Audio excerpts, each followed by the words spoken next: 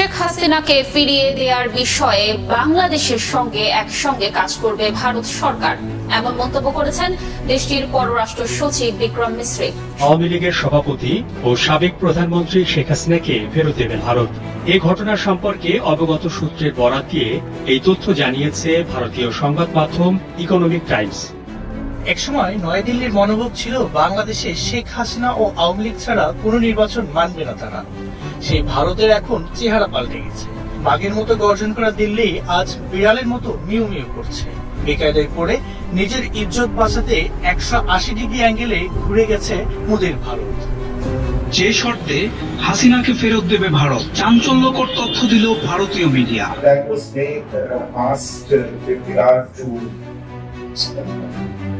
Sheikh Hasina and her being in fact ভারতের সঙ্গে আমাদের একটা বন্ধি বিনিময় 2016 সালের একটা চুক্তি আছে। তো সেক্ষেত্রে ভারত তাকে দিতে বাধ্য।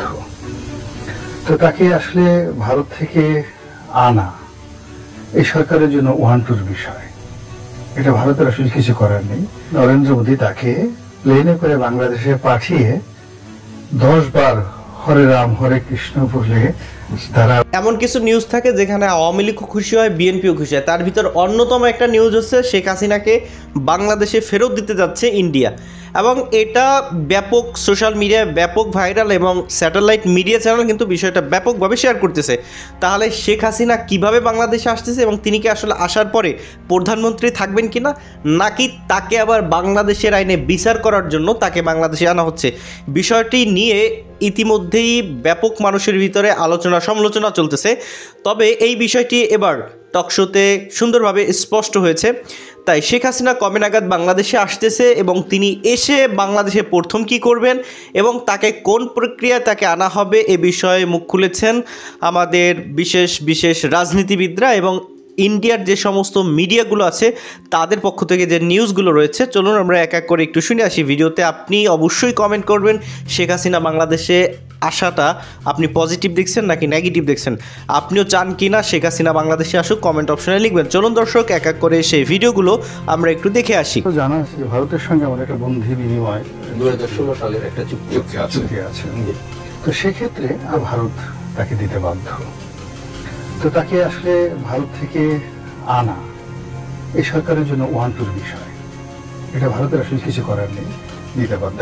এটা নিয়ে বর্তমান সরকারে যারা আছেন তারা যদি রাজনীতি করার চেষ্টা করেন, মাঠ গরম করার চেষ্টা করেন, আলটিমেটলি এটা তাদের জন্য বুমেরাং হবে। তারা যখন ইচ্ছা তখনই কিন্তু ভারত থেকে আনতে পারে। এবং একজন রাজনীতির ছাত্র হিসেবে আমার কাছে মনে হচ্ছে যে ডক্টর মোহাম্মদ ইউনূস যদি আজকে নরেন্দ্র মোদীকে ফোন করেন যে উই নিড হার, তাকে দরকার, তাহলে কালকে নরেন্দ্র মোদী তাকে প্লেনে করে বাংলাদেশে পাঠিয়ে 10 বার হরে রাম হরে কৃষ্ণ বলে তারা ওই উলুধ্বনি দেবে খুশিতে। এর কারণ হলো পুরো ভারতের যে রাজনীতি, সেই রাজনীতিতে এখন জনাব নরেন্দ্র মোদীর জন্য, কংগ্রেস নেতাদের জন্য, পুরো ভারতবর্ষের জন্য শেখ হাসিনা এখন তাদের একটা গলার কাটা হয়ে দাঁড়িয়েছে, বোঝা হয়ে গিয়েছে। এবং বাংলাদেশের সঙ্গে এই যে ভারতের যে দ্বিপাক্ষিক সম্পর্ক, এই সম্পর্কের কারণে বাংলাদেশের ডেমোক্রেসি নষ্ট করেছে ভারত।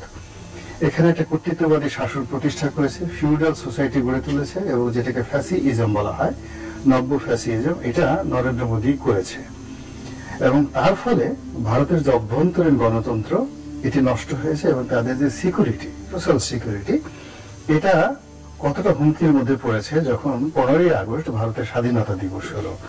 তো সেখানে নরেন্দ্র মোদীর বক্তব্য এবং তাদের যে চিফ জাস্টিস, তাদের দুজনের বক্তব্য ছিল একেবারে 180 ডিগ্রি অ্যাঙ্গেলের সম্পূর্ণ উল্টো।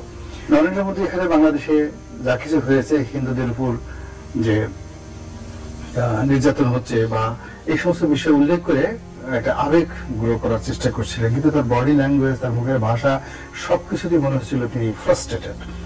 আর যিনি চিফ জাস্টিস তিনি একেবারে স্পষ্টভাবে বলছেন যে বাংলাদেশে যে ঘটনাটা ঘটেছে সেই ঘটনায় অনুভব করা যায় স্বাধীনতার মূল্য কত। এর অর্থ যে বাংলাদেশ নরেন্দ্র মোদীর নিয়ন্ত্রণে ছিল, বাংলাদেশ স্বাধীন ছিল না।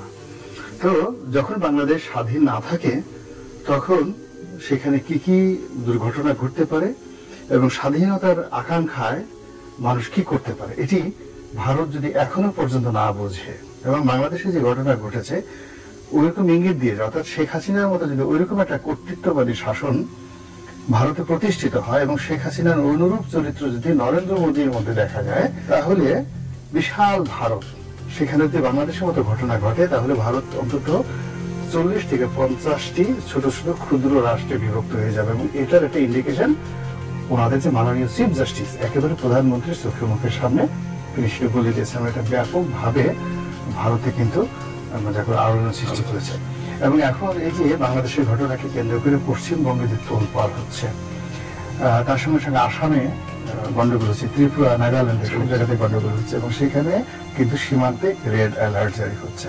তো কাজেই শেখ হাসিনা এখন তাদের গলার কাটা, সেই গলার কাটাটা যদি ডক্টর ইউনূস ভারতের কাছ থেকে আনতে চান এবং বিনিময়ে যদি বলেন যে আমরা শেখ হাসিনাকে নিয়ে আসবো, আমাদেরকে এই মুহূর্তে $20 বিলিয়ন দিতে হবে। $10 বিলিয়ন হলো আনকন্ডিশনালি গ্র্যান্ট হিসেবে আমাদের যে ক্ষয়ক্ষতি তোমরা করেছো এই জন্য $10 বিলিয়ন দেবো, আর $10 বিলিয়ন হলো বিনা সুদে আগামী 50 বছরের জন্য।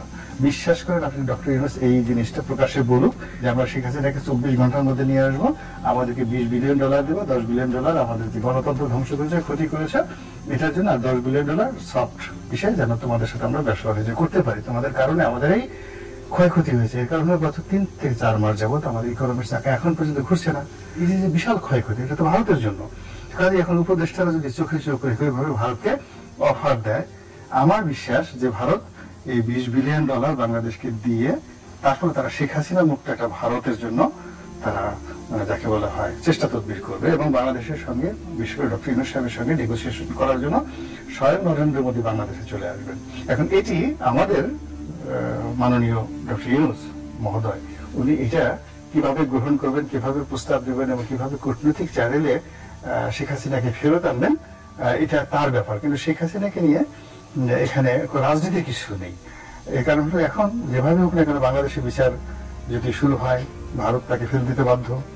ইন্টারন্যাশনাল কোর্ট অফ জাস্টিসে যদি হেগে তার বিরুদ্ধে কোনো মামলা হয় এবং এটা খুব দ্রুত হয়ে যাবে এবং সেক্ষেত্রে তাকে ভারতকে যদি শেখ হাসিনাকে হস্তান্তর করতে হবে, তো হেগে যদি হস্তান্তর করতে হয়, এটা ভারতের জন্য খুবই যাকে বলে ভারতের ডেমোক্রেসির জন্য এটা খুবই অবমাননাকর এবং অপমানজনক।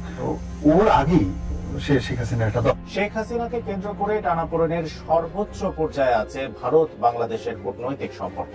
ফেরত প্রসঙ্গে ঢাকা থেকে চিঠি দেওয়া হলেও সেই চিঠির উত্তরও জানায়নি নয়াদিল্লি। তবে এবার হাসিনাকে ফেরত পাঠানো নিয়ে মুখ খুলেছেন ভারতের পররাষ্ট্র সচিব বিক্রম মিশ্রি।